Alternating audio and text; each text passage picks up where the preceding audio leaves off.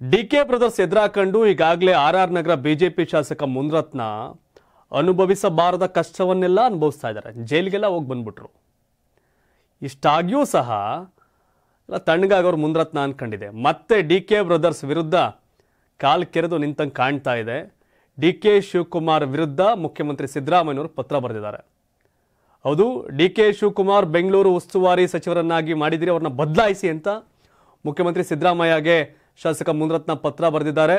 DCM ವಿರುದ್ಧ ಗಂಭೀರ ಆರೋಪವನ್ನು ಮಾಡಿದ್ದಾರೆ ಮುನ್ರತ್ನ ಅವರು. ಡಿಕೆ ಕೃಪೆಯಿಂದ ಬೆಂಗಳೂರಲ್ಲಿ ಭ್ರಷ್ಟಾಚಾರ ಹೆಚ್ಚಾಗಿದೆ. ಅನುದಾನ ಹಂಚಿಕೆ ವೇಳೆ ನಗರ ಶಾಸಕರ ಸಭೆಗೆ ಮುನ್ರತ್ನ ಆಗ್ರಹ ಮಾಡಿದ್ದಾರೆ. ಮುಖ್ಯಮಂತ್ರಿಗಳಿಗೆ ಈ ಕುರಿತಂತೆ ಸುದೀರ್ಘವಾದಂಥ ಪತ್ರವನ್ನು ಮುನ್ರತ್ನ ಬರೆದಿದ್ದಾರೆ. ಮತ್ತೆ ಡಿಕೆ ಬ್ರದರ್ಸ್ ವಿರುದ್ಧ ಮುನ್ರತ್ನ ಸಮರ ಸಾರಿದ್ದಾರೆ.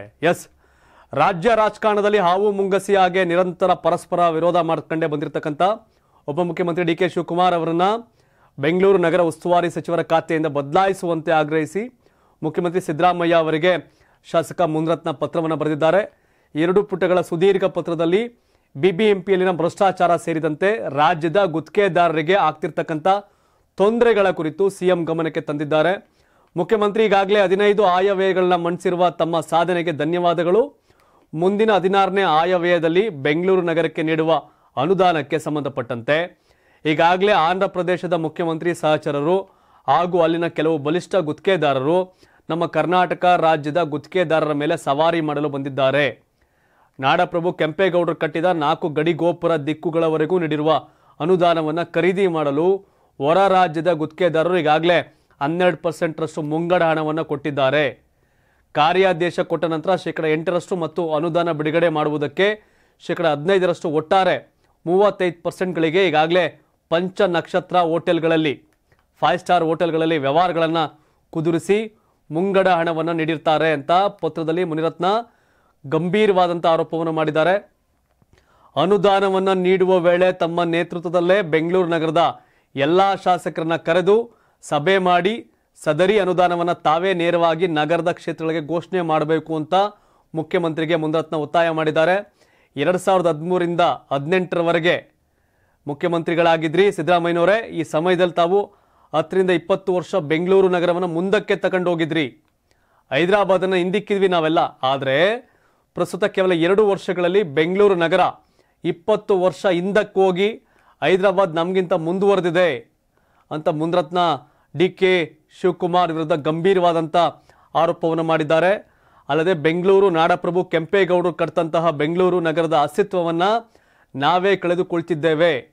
ಬೆಂಗಳೂರು ನಗರಕ್ಕೆ ಅಂತಾರಾಷ್ಟ್ರೀಯ ಮಟ್ಟದಲ್ಲಿ ಕೀರ್ತಿ ಬರಬೇಕಂತ ತಾವು ಬಯಸಿದ್ದಲ್ಲಿ ಈ ಹಿಂದೆ ಬೆಂಗಳೂರು ನಗರದ ಉಸ್ತುವಾರಿ ಸಚಿವರಾಗಿದ್ದ ಒಳ್ಳೆಯ ಹೆಸರು ತಂದುಕೊಟ್ಟಂತಹ ರಾಮಲಿಂಗಾರೆಡ್ಡಿ ಅಥವಾ KJ ಜಾರ್ಜ್ ಅವ್ರನ್ನ ಮರು ನೇಮಕ ಮಾಡಬಹುದಾಗಿತ್ತು. ಮಾಡಿ ಆಗೊಂದು ವೇಳೆ ಈ ಹಿಂದೆ ಉಸ್ತುವಾರಿ ಸಚಿವರಾಗಿದ್ದವರು ಬೇಡ ಅಂತಂದ್ರೆ ಬೆಂಗಳೂರು ನಗರದ ಅಭಿವೃದ್ಧಿ ಬಗ್ಗೆ ಕಾಳಜಿ ಇರ್ತಕ್ಕಂಥ ಕೃಷ್ಣ ಬೈರೇಗೌಡ್ರನ್ನ, ವಿಜಯನಗರದ ಕೃಷ್ಣಪ್ಪ ಅವ್ರನ್ನ ಅಥವಾ ದಿನೇಶ್ ಗುಂಡೂರಾವ್ ಅವರಿಗೆ ಉಸ್ತುವಾರಿ ಹೊಣೆ ಕೊಡಿ. ಈ 2 ವರ್ಷದ ಕಳಂಕವನ್ನ ನಾವು ತೊಳೆಯಬಹುದು ಅಂತ ನನ್ನ ಆಶಯ ಅಂತ ಮುನ್ರತ್ನ ಪತ್ರದ ಮೂಲಕ ಮುಖ್ಯಮಂತ್ರಿಗಳಿಗೆ ಕೋರಿದ್ದಾರೆ. ಇವರೇನು ಕಾಂಗ್ರೆಸ್ ಎಲ್ಲ ತಂದಾಕ ಕೆಲಸ ಮಾಡೋರು ಹೆಂಗೆ ಅಂತ ಗೊತ್ತಿಲ್ಲ. ಡಿಕೆ ಶಿವಕುಮಾರ್ ವಿರುದ್ಧ ಪತ್ರ ಬರೆಯೋದ್ರ ಮೂಲಕ ಕಾಂಗ್ರೆಸ್ ಅಲ್ಲಿ 2 ಬಣ ಮಾಡಕ್ಕೆ ಕೊಟ್ಟಂಗೆ ಅವರೇ ಮುನ್ರತ್ನ ಅವರು. ಇದು ಎಲ್ಲೆಡೆ ಭ್ರಷ್ಟಾಚಾರ ತುಂಬಿ ತುಳುಕ್ತಾ ಇದೆ. ಇವತ್ತು ನಗರದ ಅಪಾರ್ಟ್ಮೆಂಟ್ಸ್ ಕಟ್ಟಡ ನಿರ್ಮಾಣ ನಕ್ಷೆ ಮಂಜೂರಾತಿ ಮುಂಚಿತವಾಗಿ 1 ಚದರ ಅಡಿಗೆ 150 ರೂಪಾಯಿಗಳನ್ನ ಕೊಡುವಂತೆ, ಹಾಗೆ LOCಗಳಲ್ಲಿ ಭ್ರಷ್ಟಾಚಾರ ಆಗ್ತಾ ಇದೆ.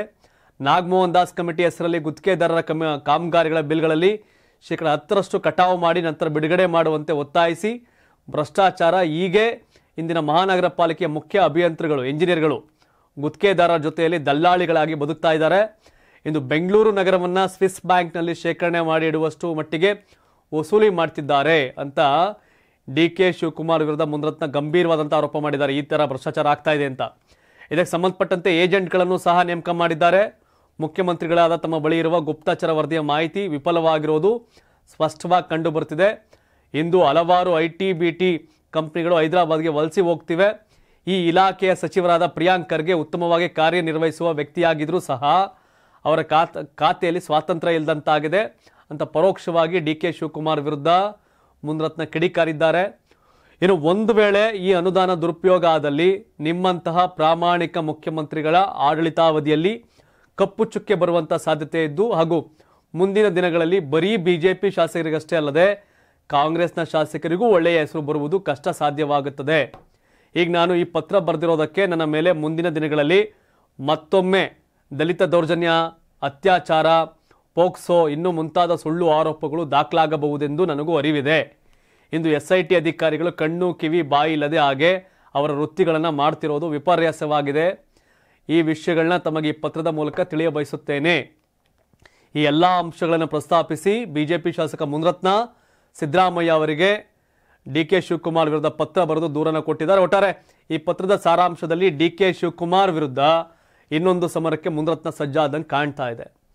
ಈಗ ಲೋಕಸಭೆ ಚುನಾವಣೆಯಲ್ಲಿ DK ಸುರೇಶ್ ಸೋಲಿಗೆ ಕಾರಣ ಆಗಿ 1 ಲಕ್ಷ ಲೀಡ್ ಅಂಡ್ ಡಾಕ್ಟರ್ ಕೊಡಿಸಿ ಮುನಿರತ್ನ ಈಗಾಗಲೇ ಪಾಡು ಪಡ್ತಾವ್ರೆ.